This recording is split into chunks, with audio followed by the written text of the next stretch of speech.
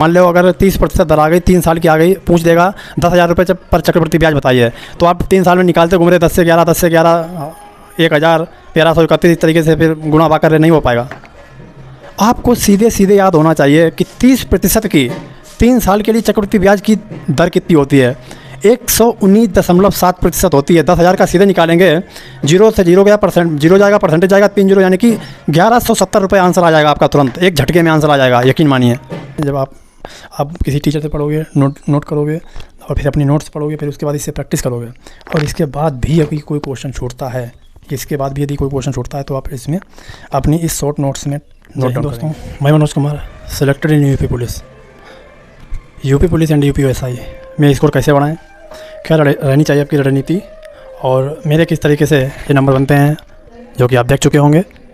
और मेरा लगभग स्कोर अच्छा ही रहता है, तो मैं ज़्यादा तो नहीं, लेकिन इतनी आपको गाइड कर सकता हूँ कि आप अपना स्कोर बहुत ही अच्छी तरीके से इम्प्रूव कर सकते हैं।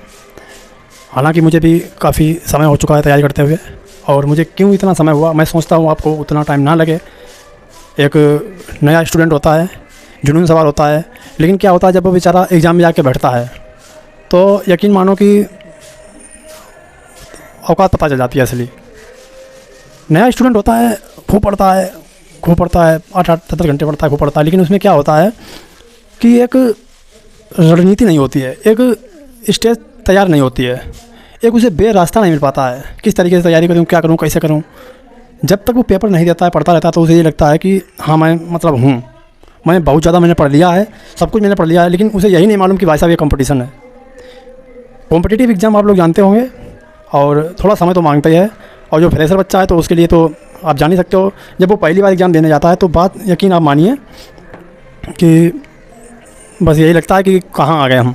मैं उस बच्चे की बात कर रहा हूँ जो बिल्कुल एवरेज रहा है, मैं उस बच्चे की बात नहीं कर रहा हूँ जो बिल्कुल कक्षा 1 से लेकर जिसका बेस इतना मतलब हाई हो चुका था, इंटर तक पहुँचते जिसने पहली ही अटैम्प्ट में एग्ज़ाम क्लियर कर दिया, वो अलग बच्चे होते हैं। मैं उस बच्चे की बात कर रहा हूँ जैसे मैं ही था, इंटर तक तो मुझे ये नहीं पता था क्या करना क्या नहीं करना है, और बस ऐसे ही दिन भर मैच कहीं कुछ खेलते रहते हैं। तो ये इन परसेंटेज की संख्या बच्चों की ज़्यादा मिलेगी जो इंटर के बाद अपना गोल सेट करते हैं, और मतलब बहुत ही कम पढ़ने में होशियार भी होते हैं। तो उस बच्चे की मैं बात कर रहा हूँ, नहीं तो आप यही कहेंगे कि अगर हम पहले अटैम्प्ट में कैसे लड़के निकाल देते हैं, तो मैं उस बच्चे की बात नहीं कर रहा हूँ जो कक्षा 1 से लेके अनुशासन में रहा, रेगुलरिटी रखी, उसने अपनी अच्छी से तैयारी करी और पढ़ता चला गया। उसके बाद जब इंटर हुआ तो अपने स्कूल में टॉप किया, अपने डिस्ट्रिक्ट में टॉप किया। आप देखते होंगे, उन बच्चों की बात नहीं कर रहा हूँ। तो चलिए हम बताते हैं कि आपकी रणनीति यूपी पुलिस एंड यूपीएसआई के लिए कैसी रहनी चाहिए। और सबसे पहले तो आप मेरा चैनल सब्सक्राइब कर लीजिए, क्योंकि जब तक एग्ज़ाम नहीं हो जाता यूपी पुलिस या यूपीएसआई का, तब तक क्या है मैं आपको हर वीडियो मेरे माध्यम से आपके पास पहुँचती रहेगी, क्योंकि मैं ऑलरेडी यूपी पुलिस में सेलेक्टेड हूँ। आप जानते हो, कुछ तो अनुभव होगा।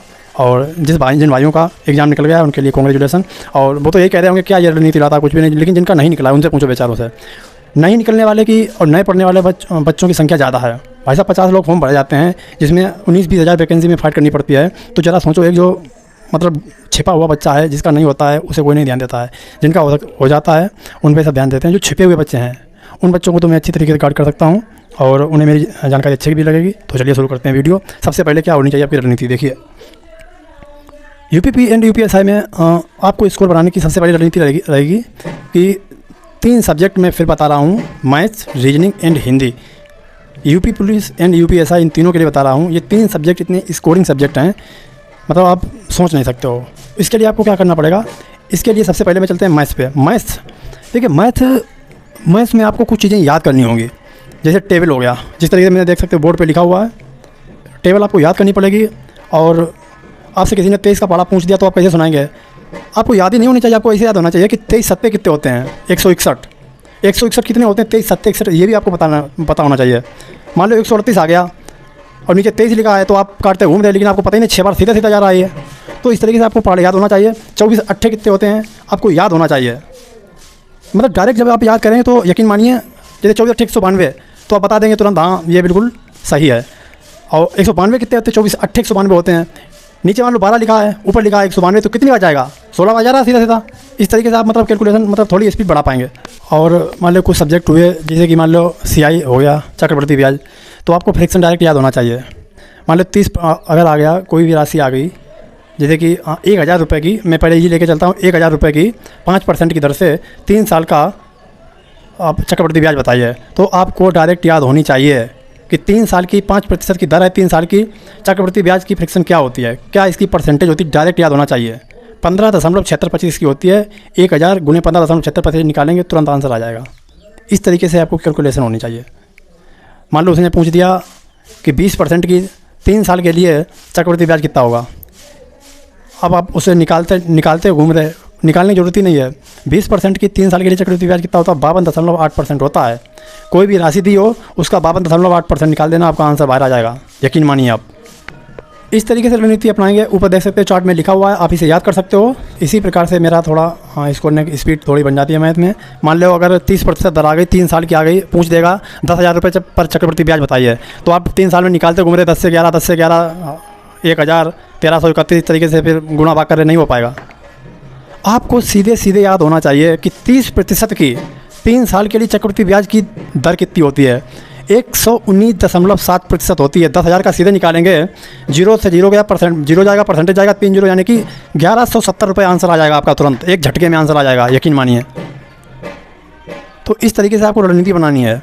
चक्रवृद्धि ब्याज को हवा नहीं है, हम जानते हैं बहुत कठिन चैप्टर है, कहीं कहीं पे बहुत फंसा देता है, लेकिन जब इस तरीके से इजी क्वेश्चन आता है तो आप उसमें भी समय लगाते हो, तो वहाँ पे आप मार खा जाते हो। 30% की 3 साल की 10,000 रुपये पर चक्रवृद्धि ब्याज कितना होगा, तो आपको डायरेक्ट याद ही नहीं होनी चाहिए कि 3 साल के लिए 30% की 3 साल के लिए चक्रवृद्धि ब्याज की दर कितनी होती है? 119.7% होती है। 10,000 का 119.7% निकालेंगे, सीधा 1,117 आ जाएगा। कैलकुलेशन कर लेंगे, मेरे गलत भी हो सकती है कैलकुलेशन, मैं तो ओरल बोल रहा हूँ ऐसे ना, तो मेरे हिसाब से 1,117 आना चाहिए। तो इस तरीके से आप देख लेंगे और आगे चलते हैं। आप टेबल हो गया, पढ़ा हो गया, इस तरीके से आप फ्रैक्शन याद कर लेंगे। परसेंटेज आपको सारी याद होनी चाहिए जो मोटी मोटी हैं। क्वेश्चन आ गया कि 83.5% कितना होता है, मतलब 83% आपको ये क्वेश्चन नहीं आएगा कितना होता है, 83.5% आपको याद होना चाहिए। कितना होता है? 5/6 होता है, ठीक है। 87% कितना होता है? 7/8 होता है, पता होना चाहिए आपको। 57 सही 1/7% कितना होता है? 4/7% होता है, आपको याद होना चाहिए। फॉर एग्जाम्पल उसने आपको क्वेश्चन दे दिया कि 57 से 1/7% मल्टीप्लाई 83 सही 1/2% मल्टीप्लाई 87 सही 1/2%। इस तरीके से आपने दे दिया तो आप इसकी फ्रैक्शन निकालोगे नहीं, कुछ नहीं निकालनी है। अगर आपको याद है तो डायरेक्ट इनकी फ्रैक्शन रखेंगे और बस गुणा उड़ा भाग जो भी करना है वो कर देंगे, आपका आंसर इजी से निकल आएगा। आगे स्टेप पे चलते हैं। स्टेप आपकी 3 रहने वाली है कि आपको सारे स्क्वायर एंड क्यूब याद होना चाहिए। स्क्वायर आपको 50 मोर देन 50 याद होनी ही चाहिए। स्क्वायर आपको 49 का स्क्वायर आ गया तो आप ज़्यादा दिमाग नहीं लगाएंगे, 2401 होता है, सीधा सीधा आपको आना चाहिए, ये ध्यान रखना। किसी ने 38 का स्क्वायर पूछ दिया, आपको पता होना चाहिए 1444 होता है, 1444 होता है 38 का स्क्वायर। इस तरीके से आपको याद ही होने चाहिए। मान लो किसी ने 17 का क्यूब पूछ दिया, किसी ने क्या एग्जाम में पूछेगा, रीजनिंग में आते हैं ज़्यादातर। 17 का क्यूब दे दिया तो 4913 आपको इस तरीके से याद होना चाहिए। 11 का दे दिया 1331, इस तरीके से आपको याद होना चाहिए। रीजनिंग में ज़्यादातर पूछ जाते हैं। इसी प्रकार से आपको क्यूब से दे देगा, एक तरफ 4 ऑप्शन देगा, एक में रख देगा किसी का वर्ग, तो बस वहीं आपको छटना रहेगा कौन क्यूब है कौन सा वर्ग है। कभी कभी अगर आपको याद होते हैं तो आप अच्छी तरीके से मार पाएंगे, नहीं याद हैं तो आप बस लटके रहेंगे कि कौन सा लॉजिक लगाया है। रीजनिंग में ज़्यादातर पूछता है इस तरीके से। और उसने हो सकता है वर्ग, किसी के वर्ग दे दिए, सब में से 2-2 घटा के दे दिए, सब में 2-2 घटा के दे दिए, आपको ये कौन सी गिनती लिखी है समझ में नहीं आ रही, लेकिन आपने देखा ही नहीं उसमें वर्ग लिखे हुए हैं। मान लो 41, 42, 43 इस तरीके से आपको वर्ग दे देता है और उसमें 2-2 घटा के लिखता है, 41, 42, 43, 44, 41 का वर्ग 42 का 43 का इस तरीके से लिख देता है। और जो 44 का वर्ग है उसमें 2 घटा के लिख देगा। जब 2 घटा के लिख देगा बस वही आपको छांटना रहेगा कि इसमें अलग कौन है, तो आप वहाँ पे लग जाते हो। लेकिन अगर आपको वर्ग डायरेक्ट याद होंगे तो अच्छा। 4100 का कितना होता है? 1681। 4200 का कितना होता है? 1764। 4300 का कितना होता है? 1849। और उसी में 2 घट के लिख देगा 1847। बस वही आपको छांटना रहेगा। इतना इजी क्वेश्चन होता है और आप नहीं कर पाते हो। तो इस तरीके से आपकी रणनीति होनी चाहिए।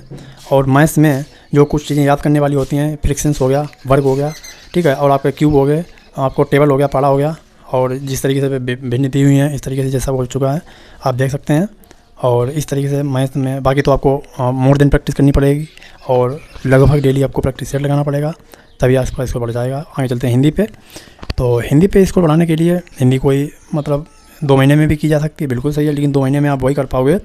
मान लो 40 क्वेश्चन अगर आते हैं तो 30 क्वेश्चन तो 2 महीने में आप मतलब खूब ज़्यादा पढ़ के 30 तक तो पहुंच सकते हो। आगे पहुंचने में आपको दिक्कत हो जाएगी। आप मॉक टेस्ट देते हो और मॉक टेस्ट में आपका स्कोर में मतलब हिंदी का कोई क्वेश्चन गलत होता है तो आप अपनी शॉर्ट नोट्स में आप इस तरीके से शॉर्ट नोट बनाओगे। ये तो पॉलिटी की शॉर्ट नोट्स है, लेकिन इस तरीके से आप छोटी सी हिंदी बना लेंगे। जो भी क्वेश्चन आपका गलत होगा उसमें आप नोट डाउन कर सकते हो। और हिंदी में आपको क्या करना, कोई अपना बेस्ट टीचर ढूंढ लेना, उससे आपको पढ़ना है, प्रैक्टिस करनी है, PYQ लगाने हैं। पढ़ना है, प्रैक्टिस करनी है, PYQ लगानी है। जो आपकी अच्छे बुक वगैरह हो आदित्य पब्लिकेशन की ले लेना, जो वाइट कलर की आती है, और उससे हिंदी का कोई ज़्यादा टेंशन नहीं लेनी है, पढ़नी है। क्वेश्चन छूटा शॉर्ट नोट्स में क्या करेंगे, आप अपना नोट डाउन करेंगे। उसके बाद चलते हैं रीजनिंग में। रीजनिंग क्या होती है, रीजनिंग जितनी आप लगा पाओ। रीजनिंग का अर्थ है कि आप जितने प्रैक्टिस सेट लगा पाओ, जितनी प्रैक्टिस लगा पाओ उतनी आपकी रीजनिंग सुधरेगी। रीजनिंग मांगती है प्रैक्टिस, और कोई भी टीचर आप अपना चूज़ कर लेंगे, उससे पढ़ेंगे रीजनिंग। और जिस तरीके से मैंने पढ़े बताए हैं, टेबल्स बताए हैं, ये सब याद करना होगा। रीजनिंग का बहुत योगदान होता है उन पढ़े टेबल्स में। और जो भी आपका टॉपिक वीक हो तो कोई भी टीचर सर्च कीजिएगा यूट्यूब पे, सारे मिल जाएंगे। और बस रीजनिंग की तो यही है, इसमें क्या बेस्ट बनाऊँ, मोर देन प्रैक्टिस है, ठीक है। और आपको डेली एक मॉक टेस्ट देना है, उससे आपकी रीजनिंग सुधर जाएगी। अब चलते हैं हम GS पे। GS के ज़्यादातर देखे होंगे आपने, आपके जो स्थापना संबंधित क्वेश्चन होते हैं वो गलत हो जाते हैं। तो मैंने सारे स्थापना संबंधित क्वेश्चन इसमें नोट डाउन कर रखे हैं। ये देखिए, ये आपके दिवस के क्वेश्चन होते हैं वो गलत हो जाते हैं, मैंने सारे नोट डाउन कर रखे हैं। ये देखिए, कहीं से कोई भी एग्जाम में कोई भी क्वेश्चन आया स्थापना से संबंधित, मैंने इसमें नोट डाउन कर लिया। ये देखिए, लगभग मेरे पास 300-400 क्वेश्चन हैं जो प्रीवियस ईयर आए हुए हैं। और आप देखते हो इस तरीके से गलत हो। भारतीय राष्ट्रीय प्रतिक्रिया की स्थापना कब हुई थी, ठीक है। जो क्वेश्चन ऐसे नहीं बन पाते हैं तो ये यूनिक क्वेश्चन होते हैं, आप नोट डाउन कर सकते हो। ये गलत होते रहते हैं क्वेश्चन, किसी में आए नहीं आए, मतलब स्वदेश बांधव समिति किसने बनाई थी, इस तरीके का क्वेश्चन आ जाता है और सन पूछ लेता है तो दिक्कत हो जाती है। तो इसमें सारा मैंने नोट डाउन कर रखा है। जैसे कि मैं आपको पढ़ के सुनाता हूँ। इसमें लिखा है कि हवाई परिवहन का राष्ट्रीयकरण कब किया गया। ये क्वेश्चन आया था, UPSI में आया था, लेकिन मैं नहीं कर पाया, जबकि 1953 है। तो इस तरीके से आपको एक चार्ट बनाना है और उसमें जो क्वेश्चन प्रीवियस आए हुए हैं सन और स्थापना और उसके लेखक से संबंधित या उसके मुख्यालय से संबंधित आपको नोट डाउन करना है एक चार्ट में। जैसे क्वेश्चन आ गया इसमें, क्षेत्रीय ग्रामीण बैंक एक्ट कब आया। ये क्वेश्चन आ चुका है, क्षेत्रीय ग्रामीण बैंक एक्ट तो 1976 आपको पता होना चाहिए। इस तरीके से आपको नोट डाउन करना होंगे। बाकी तो GK वही है, जो भी आपको टीचर पसंद हो उस टीचर से पढ़िएगा। और UPSI के लिए तो पॉलिटी बहुत ही इंपॉर्टेंट है। पॉलिटी किसी टीचर से पढ़ना, और उसमें क्या है आपको शॉर्ट नोट्स। पॉलिटी के लिए शॉर्ट नोट्स बनाना बहुत ही ज़रूरी रहेगा, ये बात ध्यान रखना। क्योंकि पॉलिटी का क्वेश्चन अगर कोई मॉक टेस्ट देते हो उसमें पॉलिटी का क्वेश्चन गलत होता है तो वहाँ से आप शॉर्ट नोट्स बना सकते हो, ठीक है। ये देखिए, ये पॉलिटी का मैंने शॉर्ट नोट्स बनाया हुआ है। कोई भी क्वेश्चन गलत होता है उसमें उतारते हैं और मोर देन प्रैक्टिस करते हैं। पॉलिटी क्या करना है, किसी टीचर से पढ़ना है, नोट बनानी है, नोट नहीं बनानी है तो उसकी PDF निकलवा लेनी है। उसके बाद क्या करना है, आपको PYQ लगाना है। PYQ के लिए मैं आपको प्रेफर करूँगा घटना चक्र का पूर्वावलोकन। किसी टीचर से पढ़िए, वो एक नोट बना लीजिए या उसी टीचर की PDF निकलवा लीजिए। उसके पढ़ने के बाद आप घटना चक्र से प्रैक्टिस करेंगे। बहुत ही अच्छी बुक है पॉलिटी के लिए और बहुत ही बढ़िया है। मैं इसकी जितनी तारीफ़ करूँगा मैं, सारे क्वेश्चन IOS में मिल जाएंगे। अब जरूरी नहीं है कि UPSI के ही इसमें क्वेश्चन हो, इसमें PCS तक के क्वेश्चन दिए रखे हों तो आपको सारे करने हैं। जब आप किसी टीचर से पढ़ोगे, नोट करोगे और फिर अपनी नोट्स पढ़ोगे, फिर उसके बाद इससे प्रैक्टिस करोगे। और इसके बाद भी अभी कोई क्वेश्चन छूटता है, यदि कोई क्वेश्चन छूटता है तो आप इसमें अपनी इस शॉर्ट नोट्स में नोट डाउन करेंगे, ठीक है। तो ये हो गई पॉलिटी की। तो इस तरीके से आप अपना स्कोर बढ़ा सकते हो। मैथ्स में भी फिर क्या, जब आपका लगभग आधे से ज़्यादा सिलेबस पूरा हो जाए या आधा हो जाए तो आप फुल मॉक टेस्ट देना शुरू कर देना। जिससे क्या होगा, जब फुल मॉक दोगे आप तो यकीन मानिए जो भी क्वेश्चन आपके गलत होते हैं, मैथ्स रीजनिंग के लिए शॉर्ट नोट्स अलग बनानी है। कोई भी मैथ्स का क्वेश्चन गलत हुआ, रीजनिंग का क्वेश्चन गलत हुआ, आपको इसमें नोट डाउन ही करना होगा। आप यकीन मानिए आपका स्कोर आसमान छुएगा, 7 आसमान से ज़्यादा आसमान छुएगा। बहुत ही अच्छा स्कोर बन जाएगा। और मैं तो इतना ज़्यादा पढ़ नहीं पा रहा हूँ इस समय क्योंकि तबीयत थोड़ी डाउन चल रही है। तो आप लोगों के लिए यही है। और मेरी तो देखो अभी ट्रेनिंग होगी, ट्रेनिंग में पढ़ने का समय नहीं मिल पाएगा। तो इसका ये अर्थ बिल्कुल नहीं है कि आप नहीं कर सकते हो, मैं कर सकता हूँ, नहीं। इसका उल्टा रिवर्स कीजिए, मैं नहीं कर सकता हूँ, आप कर सकते हो। क्योंकि मैं तो अभी बिजी हो जाऊँगा बहुत ज़्यादा, 9 महीने में ट्रेनिंग करनी होगी, वहाँ पढ़ने का समय मिलेगा नहीं। तो हो सकता है मेरा ना हो, आपका हो जाए, बस मेहनत करनी पड़ेगी। तो ये बेस्ट UPSI के लिए रणनीति थी। फिर मैं बताता हूँ कि मॉक टेस्ट आपको डेली देना होगा। उस मॉक टेस्ट में हिंदी के, पॉलिटी के और मैथ्स के, रीजनिंग के, और जो भी जीके के क्वेश्चन, जीके के आप स्किप भी कर सकते हो। इन तीन चार सब्जेक्ट के आपको अलग अलग शॉर्ट नोट्स बनानी है, और जहाँ पे भी कोई क्वेश्चन गलत होता है तो उस क्वेश्चंस को अपनी शॉर्ट नोट्स में आपको डालना ही पड़ेगा, जिससे आप देख लेना स्कोर किस तरीके से इम्प्रूव होगा। और कम से कम 3 से 4 महीने लग सकते हैं ये सारा प्रोसेस करने में। तो कैसी चाहिए रणनीति मेरी, कैसी लगी आपको रणनीति? इस रणनीति को फॉलो करने के लिए आप मेरा चैनल सब्सक्राइब कर लीजिए, क्योंकि मैं आपको डे बाई डे इसको लाता हुआ रहूँगा। आपको पता होना चाहिए मैं यूपी पुलिस 60,244 में सिलेक्टेड हूँ, तो मुझे इतना तो पता ही है किस तरीके से मुझे समय लग गया इतना पढ़ता। इसी वजह से मैं सोच रहा हूँ आपको समय ना लगे, क्योंकि मुझे कोई गाइड नहीं करने वाला था। तो चलिए, कैसी लगी रणनीति मेरी, और यही कहूँगा कि चैनल सब्सक्राइब कर लीजिए। जय हिंद।